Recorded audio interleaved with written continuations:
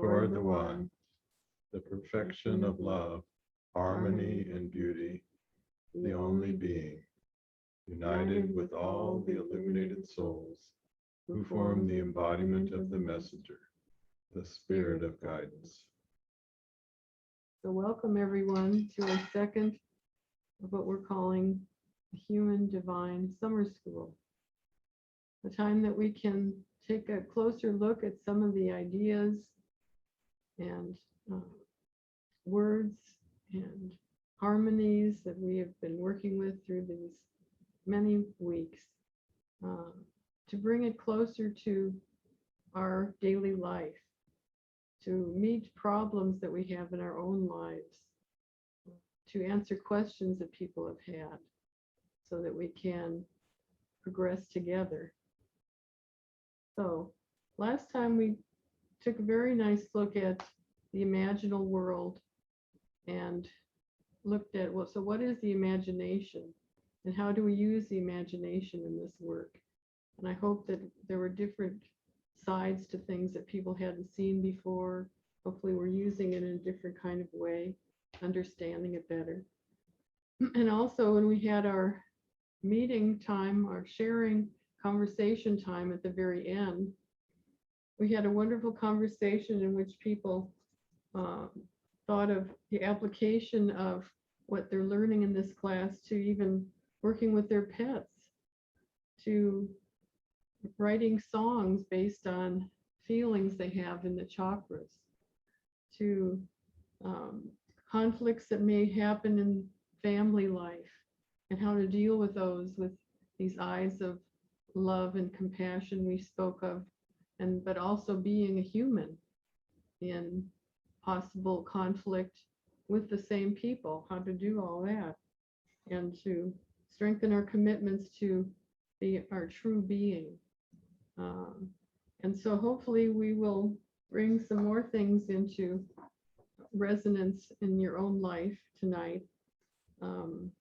We spoke at the end of the last class some about what the human divine being would be. Who is that, and how do we move from being so grounded and vulnerable in our humanity to a different kind of realization in the human divine experience. So tonight we are going to speak more about the human divine. What is that? If somebody asked you, well, what are they talking about with this human divine? Is it two different times in our existence?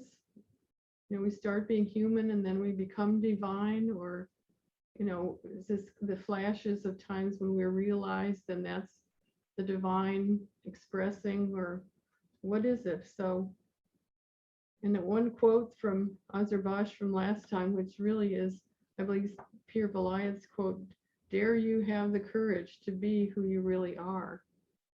And who is this human divine that we are saying that is a goal that we have?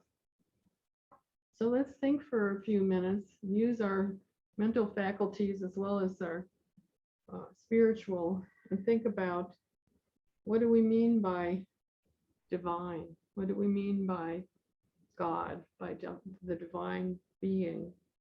And what are some words that we could associate with the divine? The purpose for doing this will be to see, so what kind of merging are we going to be doing here between these two? Well, I could say, for one thing, the divine would have all the qualities, not pared down to a few of them, and would be connected with everything and all beings. You can think along with me of the things that you might say. For the divine is full of light and always is light itself. The divine is holy and majestic. And like I said before, all the qualities could come in here. The divine can witness the manifest. The divine is boundless, limitless, eternal, timeless, at peace. So these are some of the aspects of the divine, and very familiar to us as people who are on a spiritual path. These are our goals. It seems that, well, yes, we're expressing where we're going. So now, how does the human fit into this then? Why are we saying human divine? Well, when I think of human, often I think of bounded, limited. But one idea we've been working with a little is able to constrict and focus and limit, which could be a positive thing perhaps in the mix. The human could be a portal to the divine, and also it could be a door in many different ways. In other words, making choices about things, putting a boundary on these things. The human can do that. The human is mortal and knows the fragile quality of life. That might be something the divine doesn't have much of an experience of. Perhaps that would be something for the divine to learn. The human, we never feel we have enough.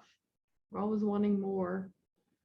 We pretend, especially when we are trying to do well and things are not going well, and we have different layers, I guess, of our consciousness. We grow. Humans grow. We are dependent a lot of the time, at risk. We hear a lot of positive and negative kinds of things in here mixed. Can be loving, can embody qualities, is vulnerable, is related to others. So now, thinking about both of these and how one can maybe provide a new experience to the other, maybe we can start thinking about, so what would be the human divine? Not necessarily one added to the other, but perhaps like a light from one to the other, or a restriction brought by one to allow the other to learn.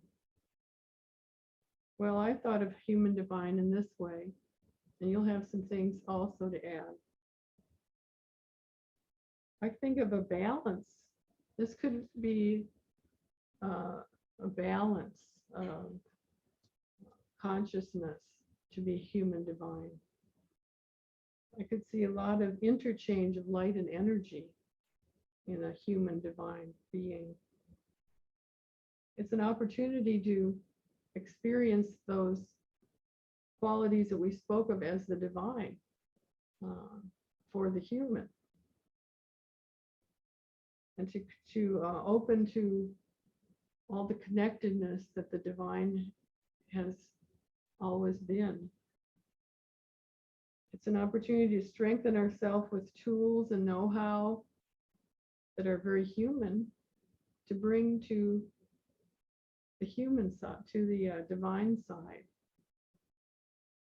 Oh, I was thinking more of the music again that somebody was speaking about the last time.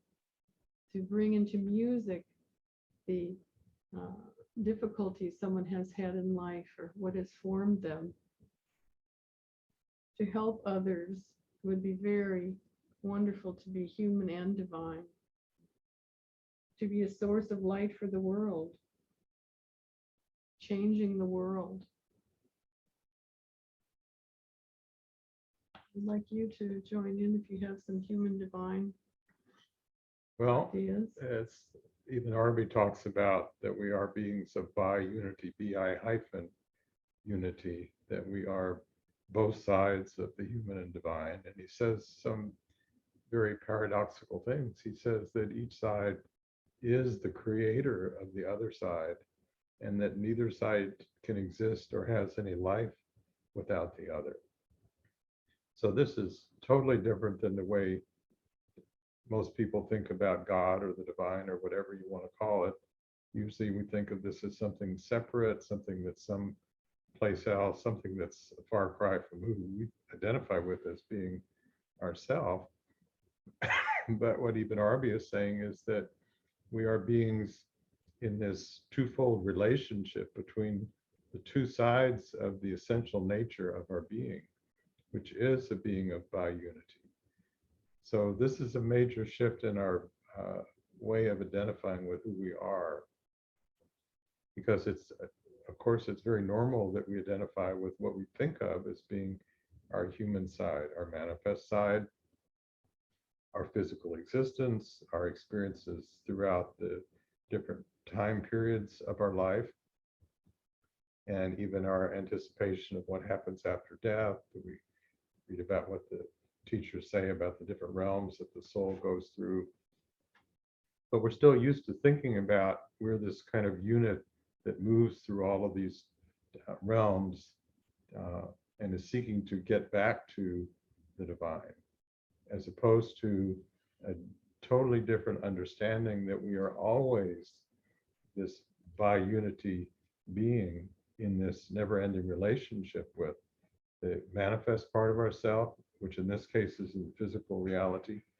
But after this life, our manifest self will be in subtle realms of reality, which, as we've said before, we always continue to exist in those realms. Our consciousness is usually veiled from those because we have to experience those with the subtle senses, but we never stop being this two-sided relationship.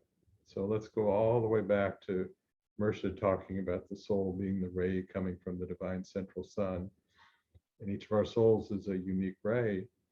And we've said this many times before, we tend to be identified with a certain aspect of that ray. So if you'd imagine a ray, here's the divine central sun, and here's a ray passing through the angelic realm, the realm of the jinn, all the way down into physical manifestation. And we identify with the far end of it. This is us. And then we think of the divine as something else. It's far away on the other side of that ray. But in actuality, we are always that whole ray. We can't ever take it in all at once. What we think of as the divine can never take in that whole ray all at once, because the divine has a knowledge of experience and existence through us, through manifest beings, dependent upon our degree of awakening. So this is a principle that we've gone through many times, but it's important to remind ourselves of it. This whole process of awakening seems to be an awakening of the human end to divinity.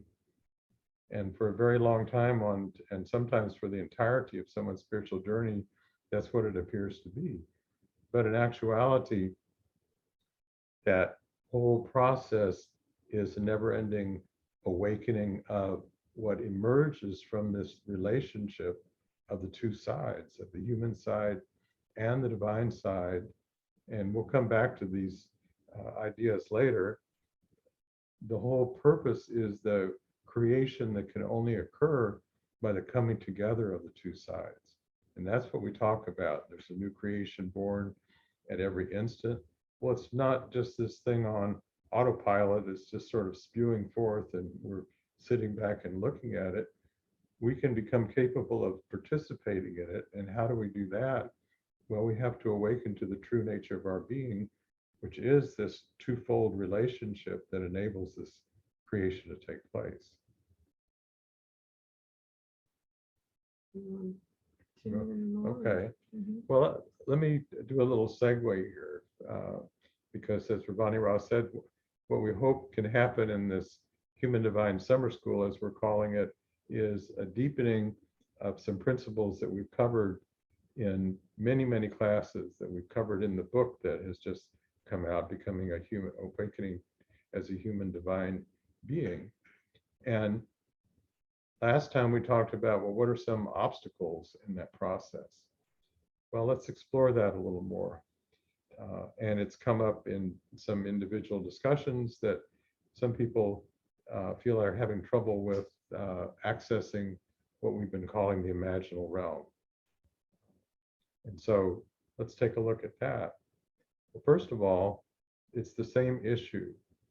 You hear the word imaginal realm, and the first thought that comes to mind probably is it's a realm that's someplace else than where you actually are, that you are having to do something to access the imaginal realm. And while it's very true, we have practices that help facilitate that, the imaginal realm is not someplace else. I am thinking more and more that it might more properly be, the imaginal realm might more properly be called reality. It's the real realm. And the realm that we're in is a realm of projected images and projected experiences and projected assumptions and projections of carrying forth a history that we just presume is going to continue linearly, kind of along the same lines without any significant changes, so that we feel that that's who we are. And that perception is exactly what confines us, constricts our capacity to experience the fullness of who we are. Those of you that log in early, there's a message that's always on the screen that says, please take some time until the class begins to let go of the cares of the day and awaken to the fullness of who you are. The fullness of who we are, the reality of who we are, almost by definition, can't be anywhere else than right here. But the problem is, we're not usually right here because we are living in a realm that we've created by the power of our consciousness that keeps us from perceiving the reality of who we are. So we've talked about before, we are multidimensional beings. We are beings that exist on multiple levels of reality simultaneously. And we've talked about, we've shared practices to experience connections between one realm and another. We've done practices to begin to experience a circulation of light throughout all the realms on which we exist, and experiencing all of that as a unitive sense of who we are, not like I'm here and my consciousness is now going there and light's coming from there to here, but it's all us. It's like different frequencies, so to speak, of our being, or different levels, vibrational levels of who we are. So as we can come to experience ourselves more and more like that, and then we come to the meeting place, which we call the Barzakh. We always talk about, well, what's this Barzakh? What's this meeting place? What happens? Well, the meeting place, or Barzakh, is the interface between our manifest and our transcendent being, between our human and our divine being. And that interface is always operating. It's always active. We're not aware of it all the time, but it's kind of like, in a sense, it's the ground of the factory that enables the new creation to emerge from what comes from what we bring to that meeting place from our experience in existence, intermingled with what comes from the divine side of things. And we are both. But like I said, we're not used to thinking this way, because if you try to figure it out with our usual way of thinking, it doesn't work. How can you think, oh, okay, I'm here and there's this divine part and I'm this, it just kind of goes in spin cycle. But it's more something we can open to being able to experience. And how do we do that? We go through a process of receptivity, of having an intention, of being able to let go of our usual modality of experience. And here's an important part of being able to let go of prefiguring what we presume is supposed to happen. And here's my English teacher would not like this sentence.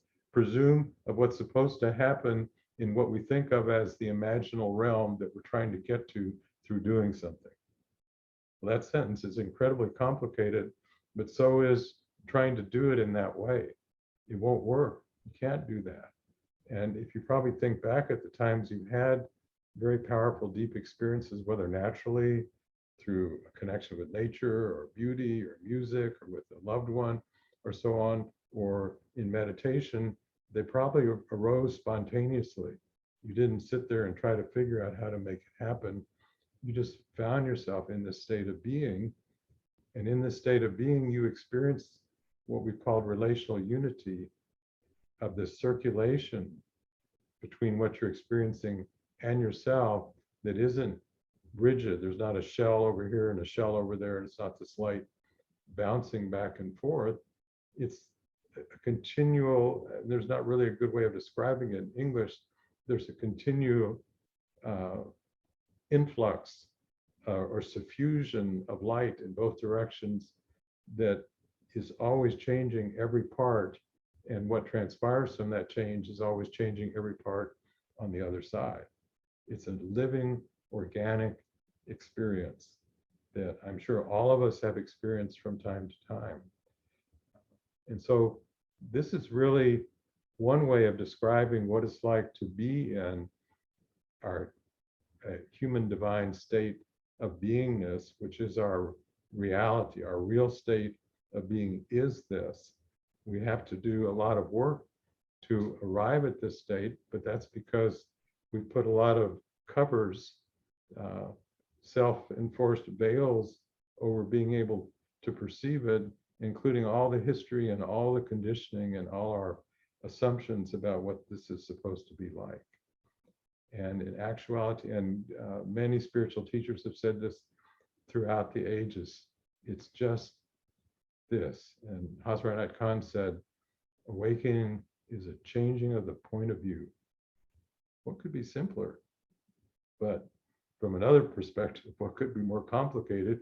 Because we're so identified with the point of view we have, it's hard to conceive there could be any other valid point of view, much less how to arrive at it.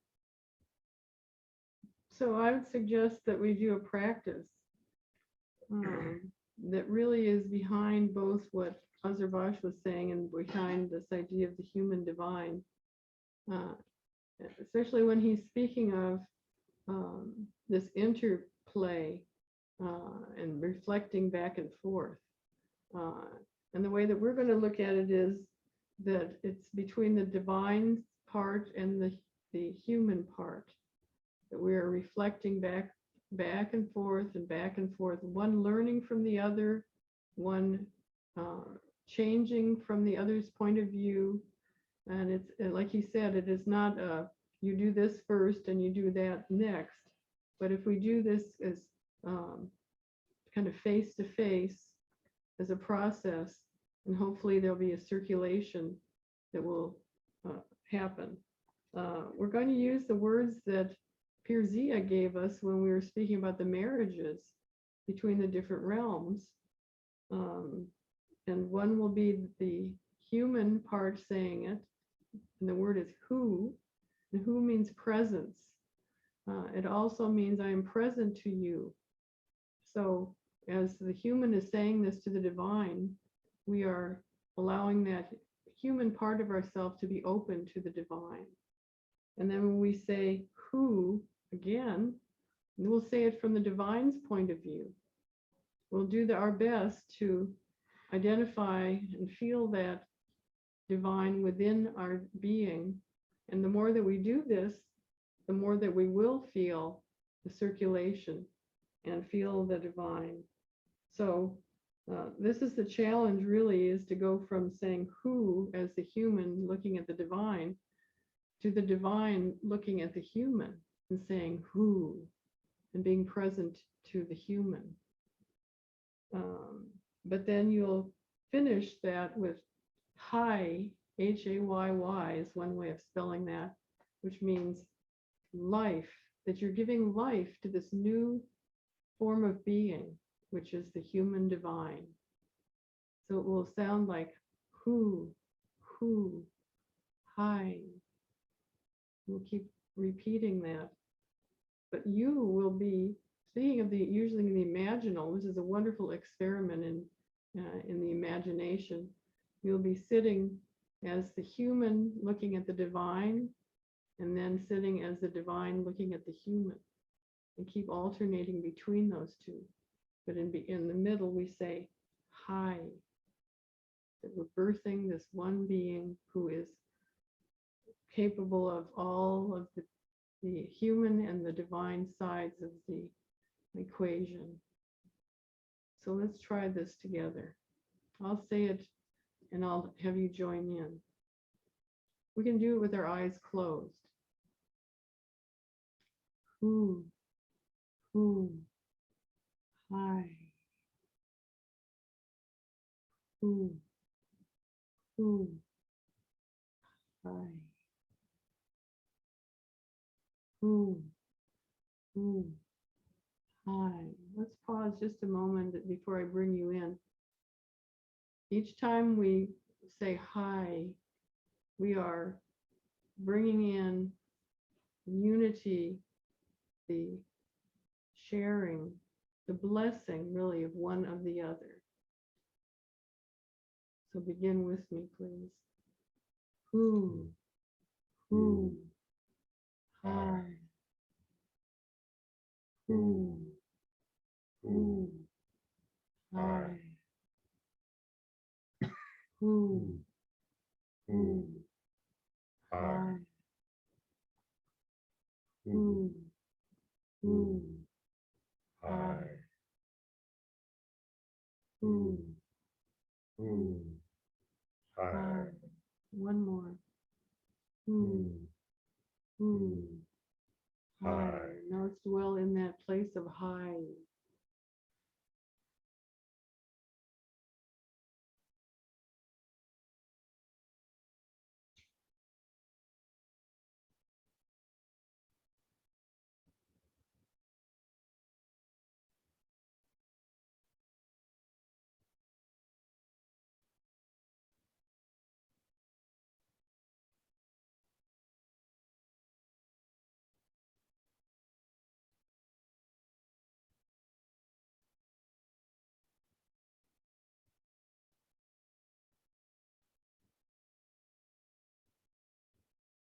It begins as a moment of reforming and redefining and sharing, and keeps evolving to a place of mystery and surety and memories and beauty and home feeling. And at the same time, something new is evolving. Human divine condition. Continue.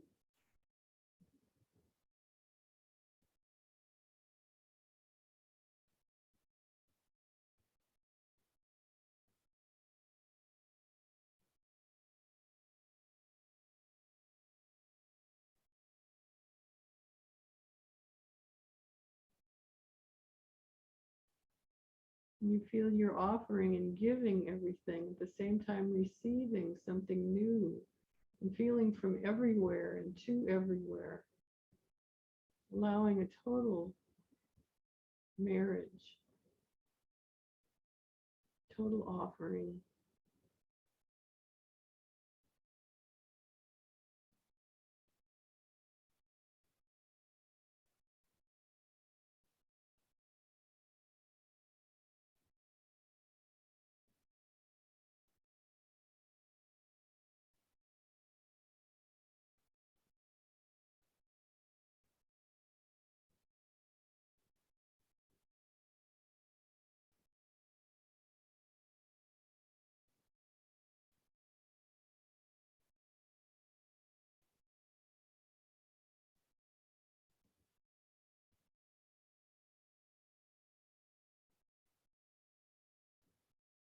Amen.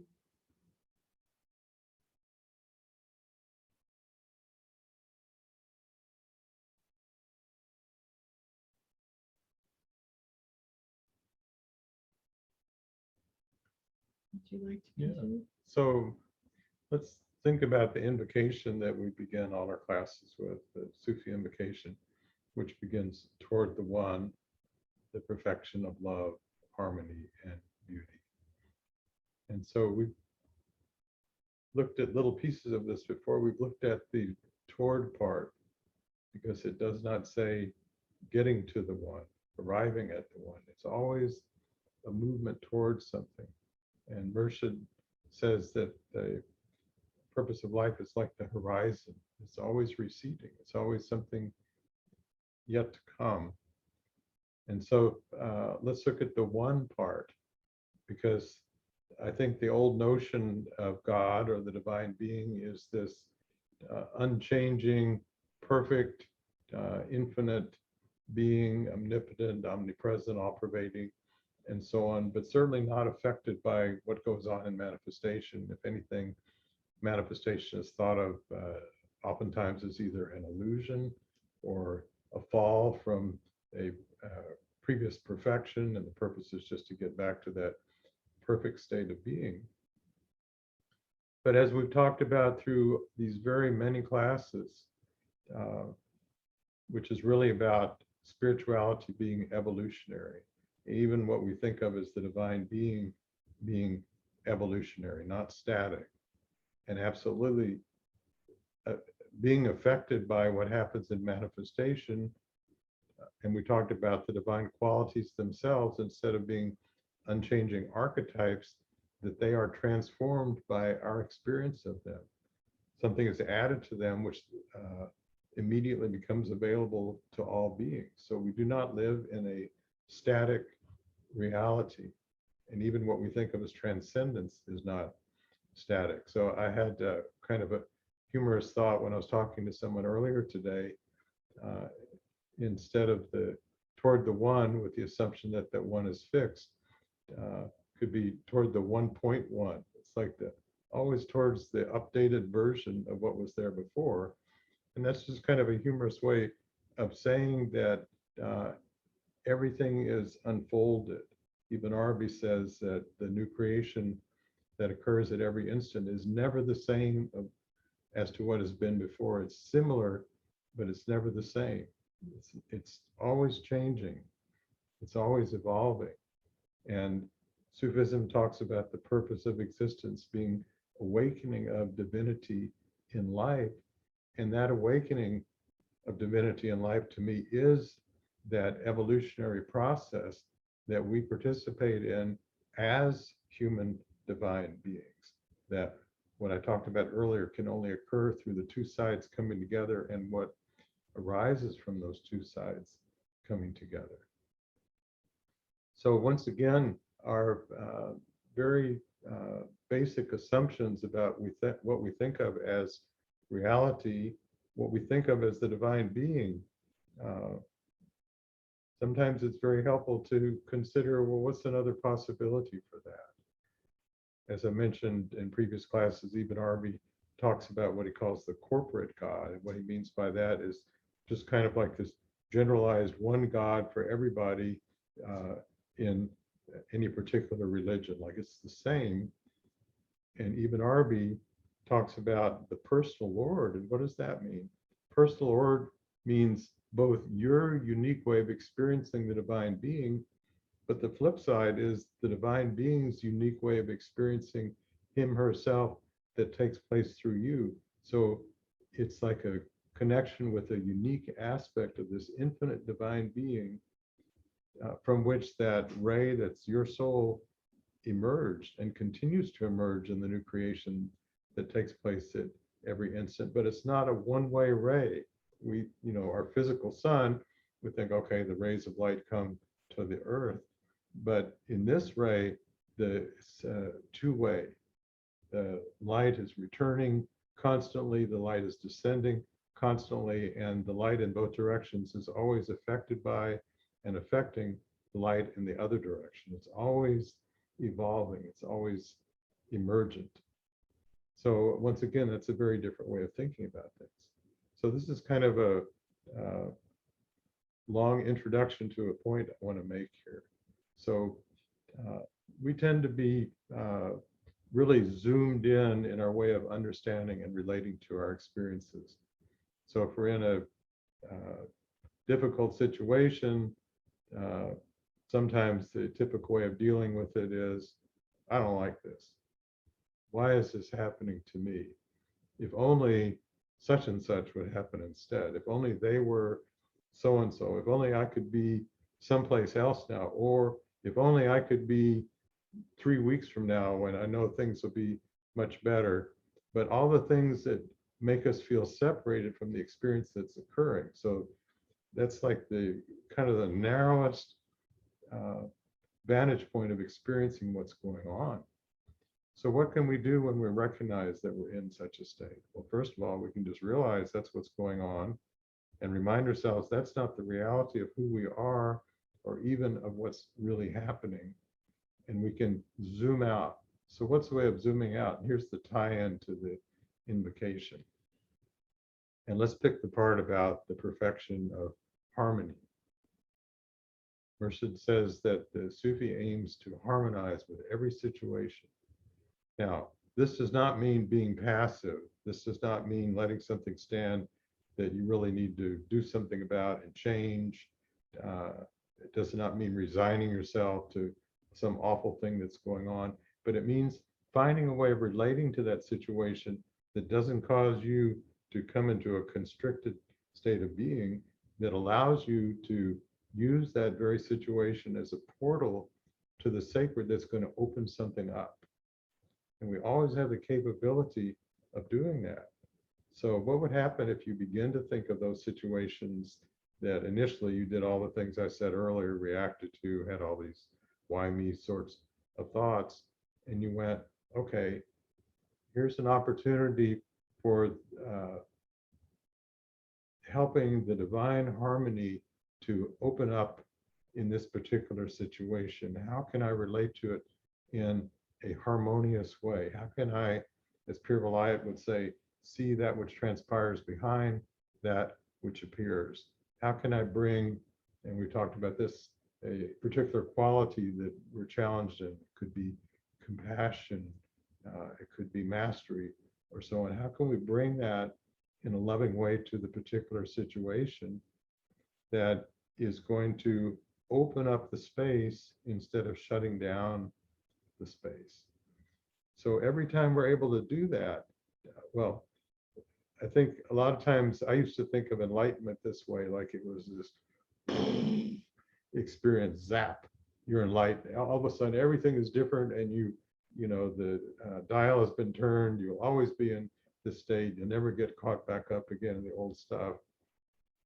Good luck with that. It's not so likely. But it's more in bite-sized pieces of how we relate to what comes along. And to me, it's much more about what happens, how we relate when we're going about in the world with our eyes open, even than what happens in our meditation, which is very important. Practices are very important. They help us to get regrouped, recentered. They help us to awaken the subtle senses and so on. But if they're going to be of any utility, they have to have application in our daily life. So the daily life is the proving ground, but also the opportunity for further awakening. And we have, every single day, we have countless opportunities to do this. Well, right. I mean, so here's the application after quite a bit of other discussion to our lives, is to remember, like he said, when we get into those pinches, when things are just not really fitting, we don't see how we can express ourselves in this condition. We're trying to finish it as quick as possible and go on to something else.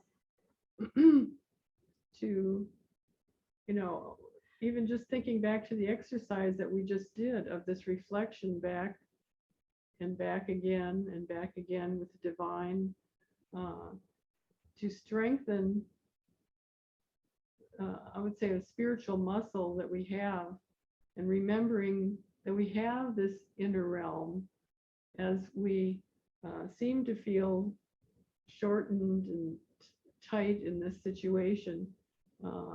Opening our heart is another way of thinking about this in that situation, rather than thinking of how we are doing, or, you know, what are we going to do with this? Our mind working so hard, bringing energy to the heart, and allowing something to come through. And we don't have to be the one to think of everything that's going to be done in the situations, that we can feel that we're opening to that part of ourselves that we can't even measure, that divine part of ourselves. You know, this, having this confidence that yes, it is happening in this situation right now. We'll bring it to that state. And we'll open it and allow you to be comfortable with it in a certain way, and then have you bring your own blessing to it. So that's one way of dealing with situations that come up, using some of the things that Azurbash was talking about. Yeah, and I've shared this story before. Murshid Sam, who was a great Sufi teacher, when asked one time, how do you know something is a good thing to do? And he said, think about doing it. And as you think about it, light comes from your eyes, it's good. If not, don't do it. But we always have the capability of allowing more light from our being to come through in whatever situation that we're in. And this is not the same thing of thinking like, well, I'm sitting here and I'm going to amp up the current here and send out these rays in all directions. That wouldn't work in the first place. It's being in a state of being where it's a natural condition that light arises from us. And we've all had the experience of being with someone. Sometimes we see a friend we hadn't seen for a while, and we go, wow, you look really radiant. You really seem full of light. And it just feels like all this light is coming. And chances are they're in a state of being in which they're much more able to experience their natural self, which is we are beings of light. But that light tends to get constricted by all the veils that we cover it up with the things that I've talked about earlier. So this is another way of thinking about it when we're in a challenging situation. How can I allow myself to be in a state of being where the natural light of my being arises in this state, comes forth? And it's not a generic light. It's not the same light from every different person.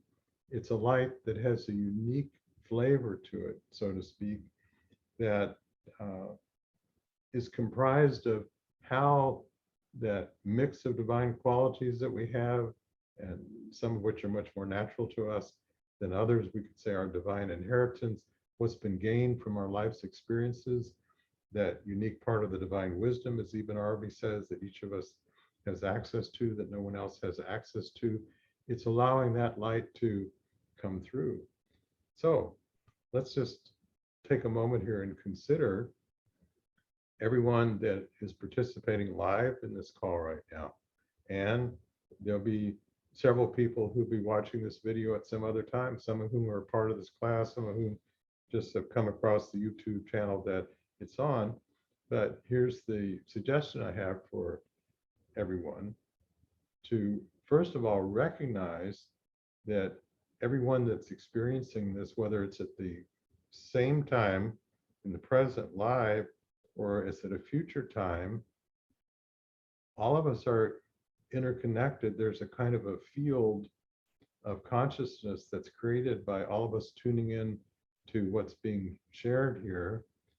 And we can partake of that field. Our light contributes to it, but also we receive the light from everybody else who's a part of that field. So just take a moment now, close your eyes for a moment. And you don't have to do any difficult practice or efforting to do this, but just recognize that we're each a part of this field of light and wisdom that emerges from our collective consciousness, all tuned into the same ideas that are being shared. And we can allow ourselves to partake of the fruits of that light every time we breathe in. Just feel that light pouring through our being on every level. That richness of light. It's like caviar light. And as we exhale, we feel, well, what's the gift of light that comes from each of us that's unique, that comes back to this field and enriches it even further. So on the next breath, what we take in is more than what was there on the previous breath. So let's just do this for a bit with each breath.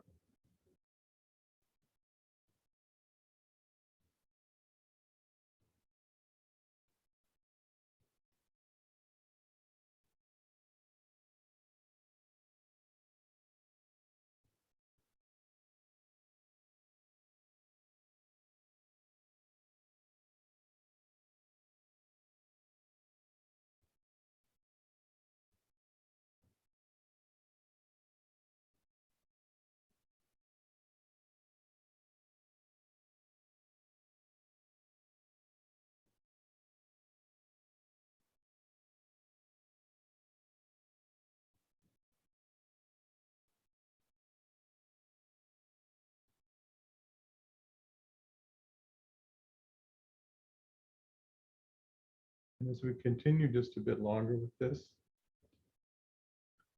feel that the divine being is also very much participating in this process, and it's receiving all the returning light that comes from all of us that are part of this collective field. It's adding to the divine's knowledge and understanding of him himself. So on the next divine exhalation, the light that pours forth into all of creation has been enriched. So see if you can open up to the vastness of this cycle of experiencing of light and enriching of light.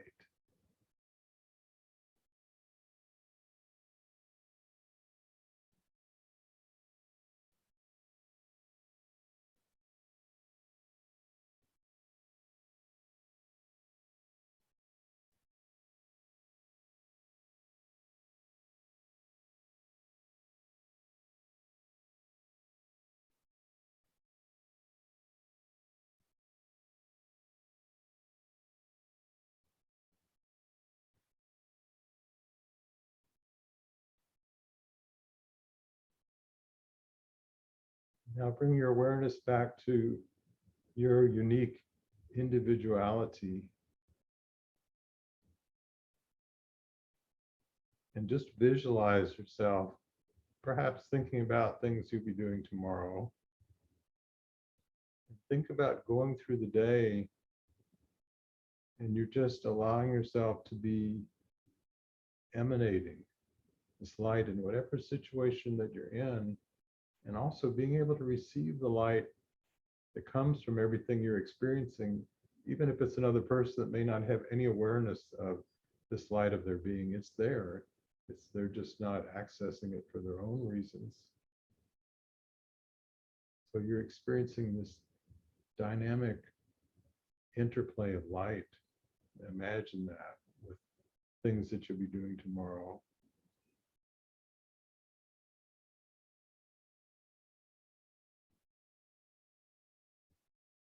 Allowing yourself to remember every time you forget or get caught up.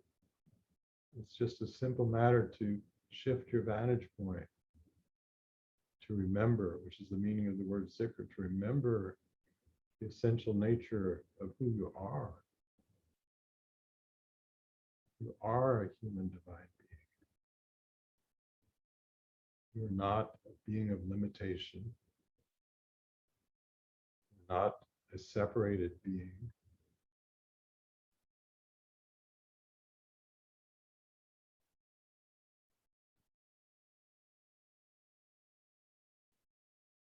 Each person is a being that carries within a priceless gift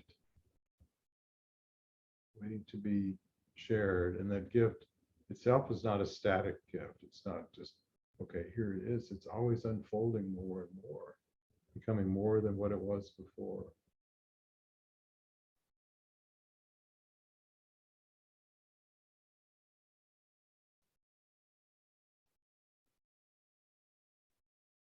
So feel yourself, another part of the invocation, united with all the illuminated souls,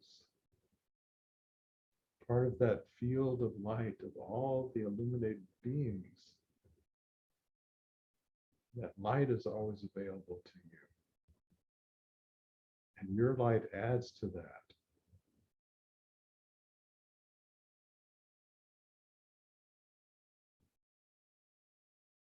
So those times that you may get down on yourself and feel not worthy, critical, or whatever, allow yourself to remember the reality of who you are. You are a human divine being. You are the means of the divine being having an experience of life itself. You make God a living God. Try that one out for size. You make God a living God.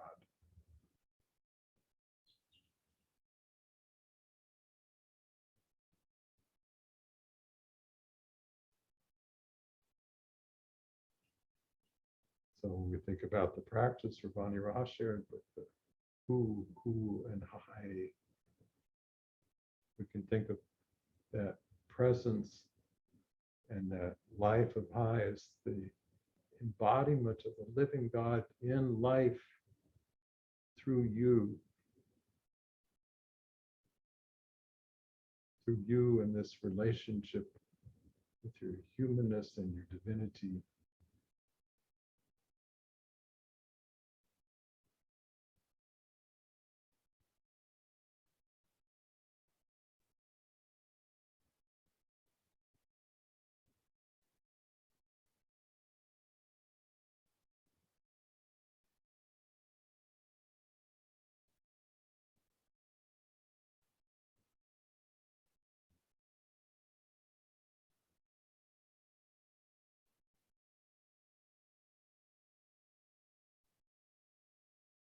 And in this way,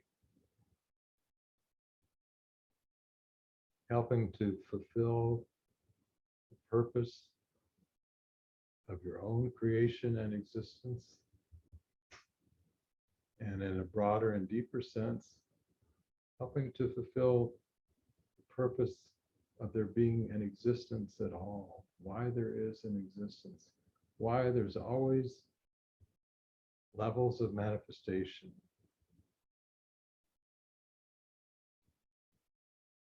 Without this, there could not be a relationship between the manifest and the divine. Without this, God could not become a living God.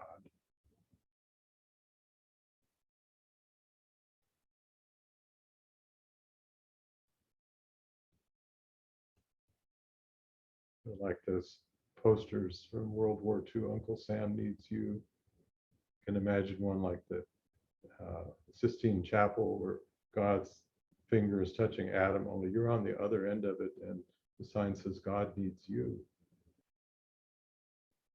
as much as you need God.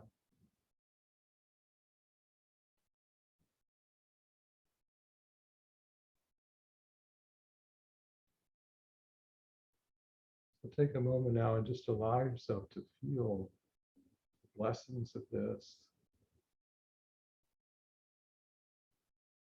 the wonders of this.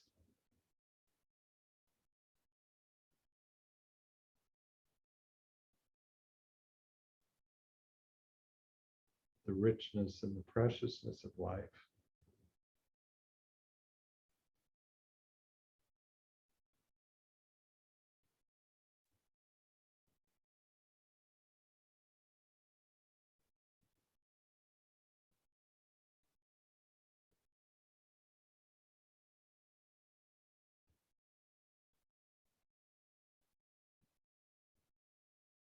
And may the message of God reach far and wide.